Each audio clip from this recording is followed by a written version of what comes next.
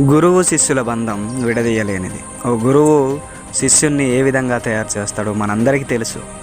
గురువు కంటే శిష్యుడు అత్యున్నత స్థాయిలో ఎదిగినప్పుడు, గొప్ప గొప్ప ఉన్నత స్థాయిలో ఉన్నప్పుడు శిష్యుణ్ణి చూసి గురువు ఫలానా వ్యక్తి నా దగ్గర చదువుకున్నాడు, నా దగ్గర శిక్షణ తీసుకున్నాడు, ఈరోజు ఎంత అత్యున్నత స్థాయిలో ఉన్నాడు, నాకంటే పై స్థాయిలో ఉన్నాడని పొంగిపోతాడు.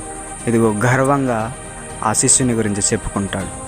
అలాగే ఈ లోకంలో రాజకీయ నాయకులకు శిష్యులు ఉంటారు, ఓ చదువు చెప్పే సారు దగ్గర శిష్యులు ఉంటారు. ఇలాగా అన్ని రంగాల్లో కూడా గురువులు శిష్యులు మనం చూస్తూనే ఉంటాం. ఇలా అన్ని మతాల్లో కూడా గురువులు శిష్యులు ఉంటారు. వారు అత్యున్నత స్థాయికి ఎదిగినప్పుడు గురువులు వాళ్ళని చూసి ఎంతో సంతోషపడతారు. కానీ దరిద్రం ఏంటంటే క్రైస్తవ్యంలోనే గురువు శిష్యుల బంధం అనేది మనం చూడలేకపోతున్నాం. ఓ గురువు ఉన్నాడంటే శిష్యుణ్ణి ఇది అణిచేయడానికి చూస్తాడు తప్ప ఎదగనీయడానికి చూడడు.